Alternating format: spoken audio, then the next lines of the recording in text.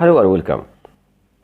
Okay, today we are going to discuss about how to write professional email in English. We will take the basic part of the professional email and focus on something you should do and something you should avoid. By the end of this lesson, you will have the good understand of how the basic English email is organized. The first thing I want you to think about is your current email.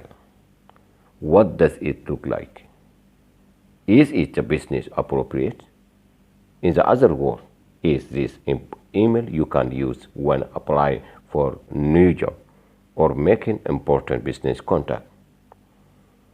So here is your first do, making sure you have the email address that is a professionally looking. So if you want to create the email, you have to create a professional email. So how do you create professional email?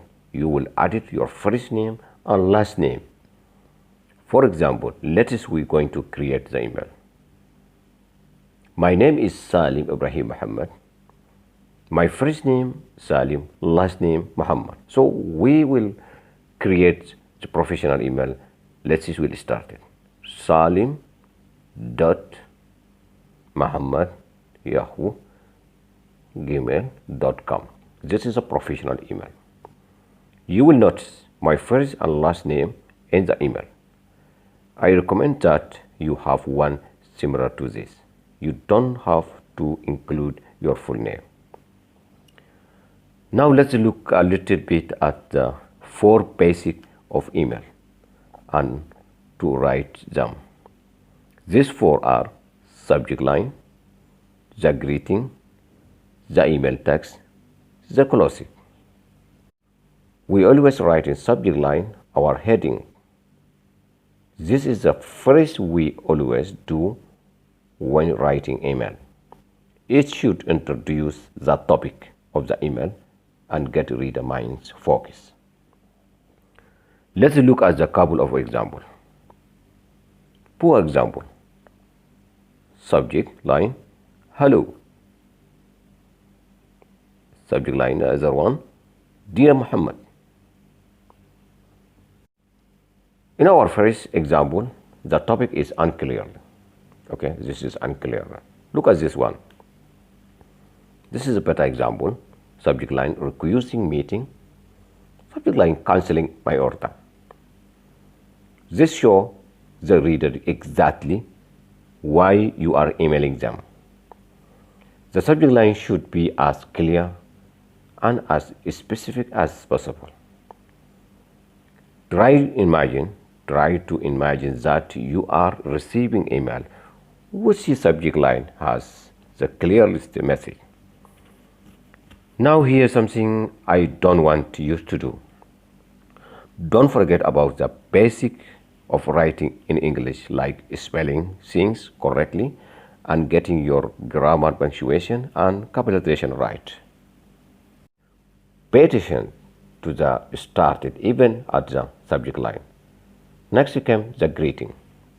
Your greeting should be formal, not too familiar. If you are certain about a few of details of your reader, that is making you things easy. You can use the title Master if your reader man. You can use Mrs. if your reader married woman.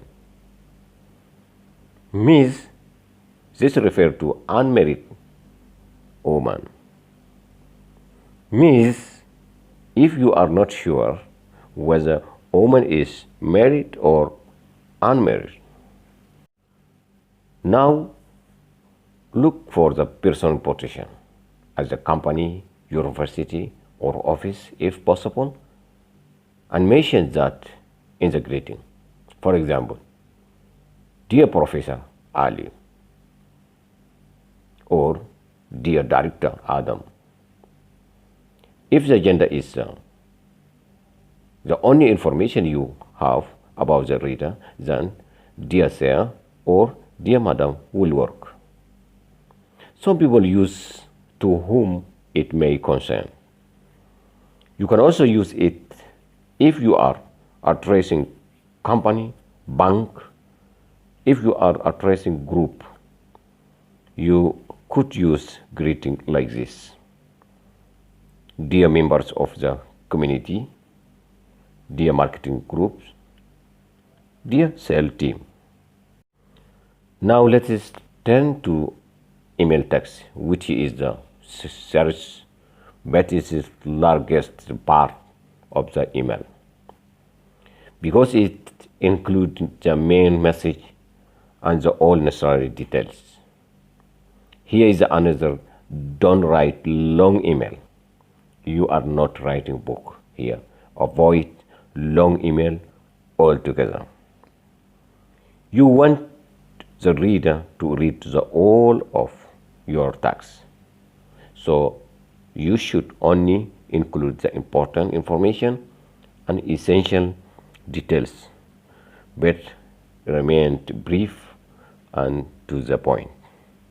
If possible, keep the email text to 1 or 2 paragraphs, and no paragraphs should be more than 3 or 4 sentences. If you are asking your reader to do something for you, keep that to 1 or 2 requests. So another thing I want you to avoid is sounding like you are complaining or blaming your reader. This puts the reader on the defensive. It makes them less likely to do what you are asking for of them. If you are asking about something that is incomplete, trick I use it what called self-blame. Okay, so if you ask about something that is incomplete, that is called self-blaming. For example, if your email is order or application that has not gotten response, your email should say something like this. Perhaps, you use always perhaps. If your email is not incomplete, perhaps my order was incomplete, or perhaps I left something out of my package, rather than complaining about the situation. And there is something I always want you to do: always add it word to thanks. If you make requests for information or action, you asking somebody to do something for you, even if it is their job to do it. No busy person like to feel like you don't appreciate their effort. Okay, let's go to closing, last one. The final part of the email is your closing. This is a very short and simple. Just add it regards or best regard and leave it as the this is a professional email, so no more than that. It's neat. This is followed by the signature, your first and last name only. No title, just your name. Add any contact information. Your reader will need to communicate with you. They already have your email address, but if they need anything else to easily contact you, put in here. Okay. Finally, I would like to add the word caution here. This is our last. Don't send until you read and check. Never address your email to your reader until you have written it, check it over. Consider all that we have been over in this lesson. It is too easy to hit send by accident. Before, you have to carefully consider how it will sound and read at the other end. Wait until the very last and edit the email address. And now for our finally do, think about the culture. Take culture into consideration.